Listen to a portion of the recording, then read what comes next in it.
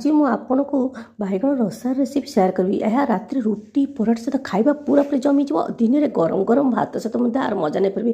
ବହୁତ ହି ବଢ଼ିଆ ଲାଗିଥାଏ। ପ୍ରଥମେ ଏହିପରି ଭାବରେ ଛୋଟ ଛୋଟ ବାଇଗଣ ନେଇଯିବେ। ତାକୁ କ'ଣ କରିବେ, ଚାରିପଟ ସାଇଡ଼୍ ଏମିତି କଟ୍ କରିନେବେ।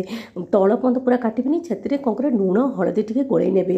ଏବେ ସବୁ ବାଇଗଣକୁ ଏମିତି କାଟିକି ଲୁଣ ହଳଦୀ ଗୋଳେଇଛି। ଗୋଟେ ଗ୍ୟାସ୍ର ଫ୍ଲେମ୍ ଅନ୍ କରି କଡ଼େଇ ବସାଇ ନେଇଛି। ସେଥିରେ କ'ଣ କରିବେ, ବାଦାମକୁ ହାଲକା ଭାବରେ ଭାଜିକି ନେଇ ଆସିବେ। ଏବେ ପୁଣି ଥରେ କଡ଼େଇରେ ତେଲ ଦେଇଦେଇ ବାଇଗଣକୁ ଓଲଟି ଓଲଟି ଦୁଇ ପଟ ସାଇଡ଼୍ ଭାଜି ନେବେ। ବାଇଗଣ ଭାଜିବା ଭିତରେ ମୁଁ କ'ଣ କରିଛି, ବାଦାମକୁ ଟିକେ ଗୁଣ୍ଡ କରି ନେଇ ଆସିଛି। ଦୁଇ ପଟ ସାଇଡ଼୍ ଭଲ ଭାବରେ ଭାଜି ସାରିଲା ପରେ ଗୋଟେ ପ୍ଲେଟ୍ରେ ଆଗ କାଢ଼ିନେବେ। ଏବେ ସେଇ କଡ଼େଇରେ କ'ଣ କରିବେ, ତେଲ ଦେଇଦେବେ। ଗୋଟା ଗରମ ମସଲା ସବୁ ଦେଇଦେବେ।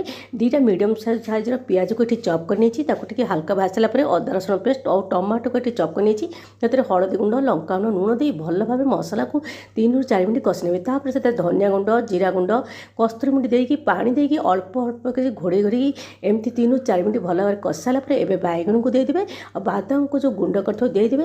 ତାକୁ କ'ଣ କରିବେ, ଆହୁରି 2-3 ମିନିଟ୍ ଭଲ ଭାବରେ ଟିକେ ଏପଟ ସେପଟ ନେବେ। ଶେଷରେ ଧନିଆ ପତ୍ର ଦେଇଦେବେ। ଏଠି ଆମର ପ୍ରସ୍ତୁତ ହେଇଯିବ ବାଇଗଣ ରସା। ଏହି ରେସିପିକୁ ଘରେ ଥରେ ଟ୍ରାଏ କରନ୍ତୁ ନା। ଭିଡ଼ିଓ ଭଲ ଲାଗିଲେ ଲାଇକ୍ ସେୟାର ଚ୍ୟାନେଲକୁ ସବସ୍କ୍ରାଇବ୍ କରିଦିଅନ୍ତୁ। ରେସିପିକୁ ନିଶ୍ଚୟ ଥରେ ଘରେ ଆଣନ୍ତୁ, ଦେଖିବେ ଆପଣମାନେ ବି ଏହାର ଦିବାନା ହୋଇଯିବେ।